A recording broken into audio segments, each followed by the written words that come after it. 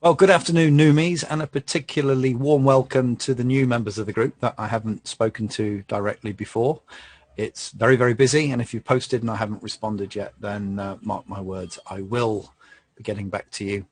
But I do have a day job, and that's the problem at the moment. I have a day job, and so do the developers. So it's been a little bit lonely, really, this week. I've been trying to keep momentum going in the group, and it's been fantastic, people joining and chatting. But the developers have been in a cave, so I haven't had very much communication with them. I did get an email late last night, late Friday night, saying that there have been some developments which I've had a look at today, and I'm going to share them with you. But then I'm going to try and catch up with them early next week. I know that on their main system, they've had a big product launch this week. So reading between the lines, I think they've been working on that perhaps a little bit more than they anticipated having to, and a little bit more than I would have hoped so that they could concentrate more on VidNuMe, or what we end up calling them. By the way, a special thank you to Hamza, who said he used the spelling of Numies, N-U-M-E-E-Z, or Z, if you're in the US. I quite like that spelling. Maybe rather than spelling it the way that I have been, with just a single E, we'll start to call you all Numies. I like that. Anyway, enough waffle. Let's have a look at the system, and I'll give you a commentary on what's already there and what we're working on at the moment. Terms and conditions apply, though, and I will say this, and you can bet your life that in the comments below this video, the questions will be asked that I'm about to answer. We don't yet have a release date. We don't have a release date. It's not that I'm holding it back. We just don't have one. As soon as we do, I'll give it to you, bearing in mind that Vidnami goes off the air on the 20th, doesn't it? So we'd like to try and get something up by the 20th. But as people have said, what we need to do is get something up which is stable and usable, as opposed to launch something in a hurry, which turns out to be rubbish. I'm old. I'm 55. You know, I've waited this long. I can wait a little bit longer. Also, from a commercial perspective, and don't take this the wrong way, I don't need to do this. I have other forms of income. Therefore, I'm not going to release something early that's a desperate mess that eats my lunch, burns my reputation trying to support, and ultimately ends up in a commercial failure. There's no point in me doing that from a selfish perspective.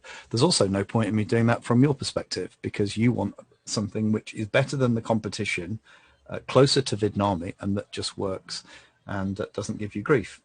So that being said, let's have a look, shall we? I'm going to share the screen.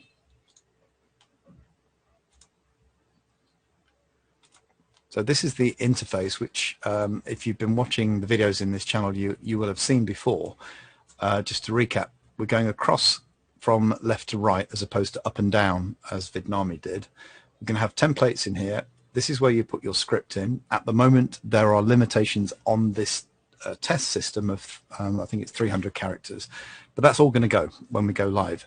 Just to let you know also, this is running on test servers, so they're not industrial strength servers. If you're a techie, it's known as a staging server, so it has the same functionality as the live server, but it doesn't have anywhere near as much horsepower. Also, when we're talking to other systems like Amazon Poly and Storyblocks, we're using test API channels, which again have the functionality, but have all sorts of limitations, such as the number of calls that you can make in an hour, so the speed and the overall amount of volume that's shipped. So the idea of a staging server is to work on a proof of concept quickly and easily and cheaply, without having to put it up onto industrial strength servers that give you the performance and the resilience.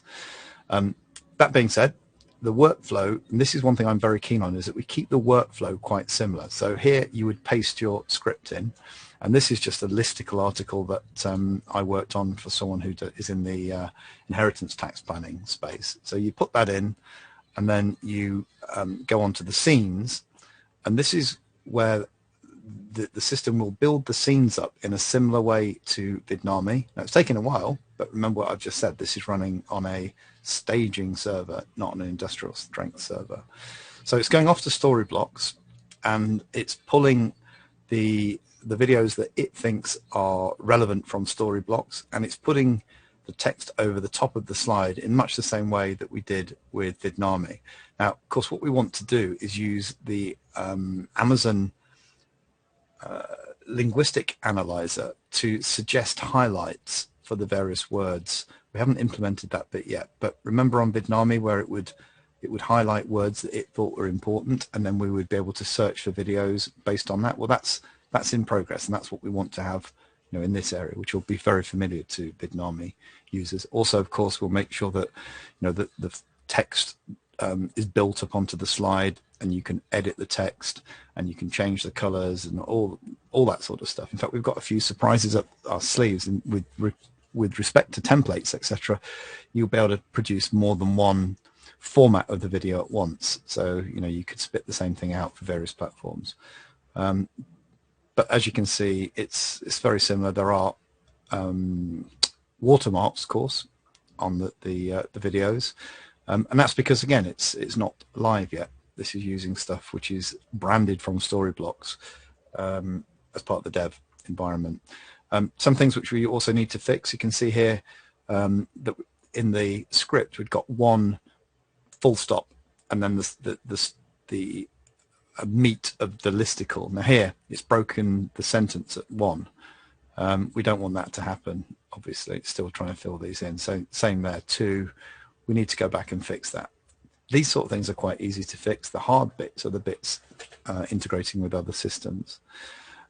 We would then go on to the voice.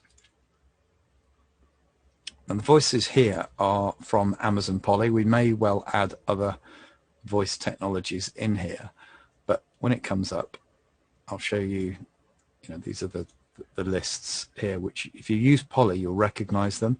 What I'm going to ask them to do also is put in the ability to add SSML, which is, I think it stands for Simple Speech Markup Language, but it's the stuff that you would use on Amazon Polly to change the emphasis of the robot voices.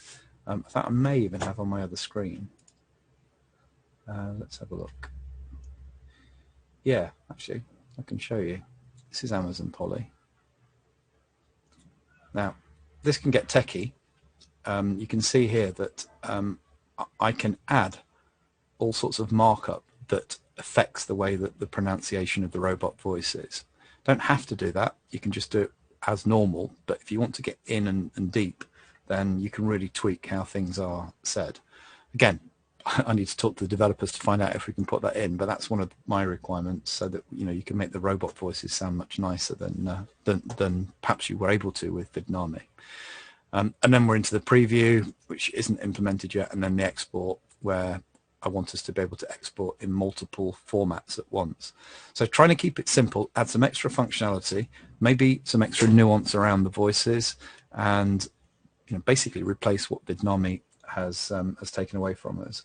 Also, there'll be the opportunity to upload your own voice and have that synchronized with the slides, because I know that was a big thing in Vidnami, and I don't think I found that in any other product, along with adding music and still images and all sorts of other stuff. There's lots and lots of things that we can do.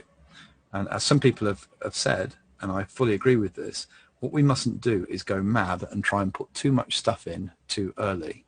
It's a question of getting a minimum viable product. You may have seen me refer to MVP, minimum viable product.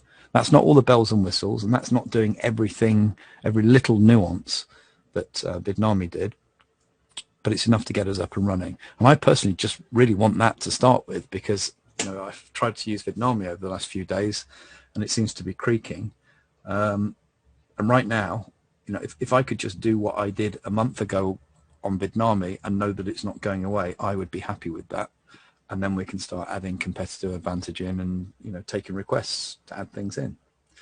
That's pretty much it, actually, for the time being. I hope to have more early next week when I've managed to get on Zoom with the developers.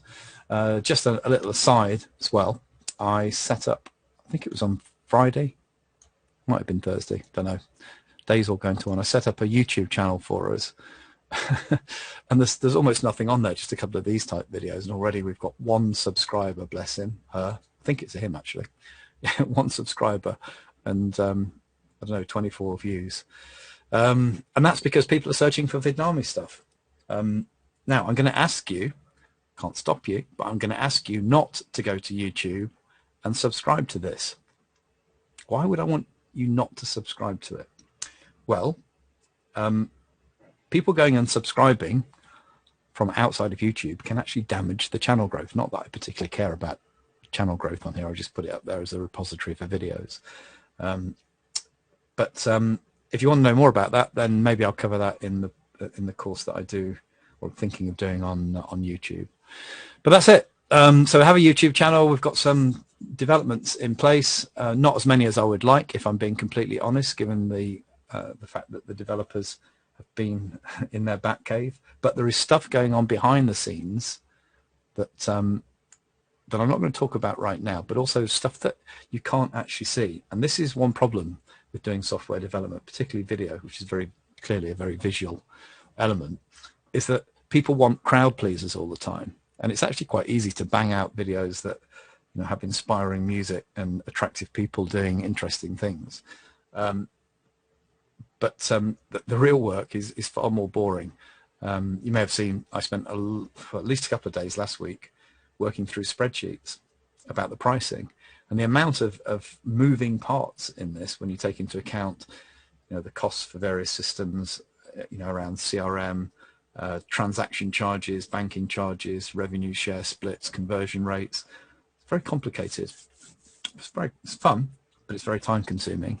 But I'm dedicated to doing this, and I know the developers are on board, if busy. And I'd just like to say, VidNuMe, thank you very much for your ongoing support. The one thing that you can do for me right now to help is to keep inviting people into this group, so that, you know, when we are ready to go, we've got a nice user base to make our announcements to, and you know, potentially some people that want to use this. But I'm not going to release this until I'm happy with it, because otherwise I would be doing you a disservice. And that's one reason why, you know, I don't really want. Lots of people have very generously said that they'll put money up front. I don't want to take people's money until I'm convinced that we can do this. I have a strange relationship with money. I've never wanted to borrow money, and the only money I have ever borrowed is for a mortgage. And I don't like owing people money. And believe it or not, money is not that important to me. What's important to me is having fun, doing a good job. But I need to make things pay so that there's fuel in the tank in order to, you know, allow me to live and allow me to dedicate my time to this, because living in London ain't cheap. But you know, when we get to the pricing, we'll come up with something that's fair, that works for everybody. Otherwise, let's face it, this is a free market. There are other competitors on the market, and people will go to that. And if, you know, they're better than us, then we deserve to lose, don't we?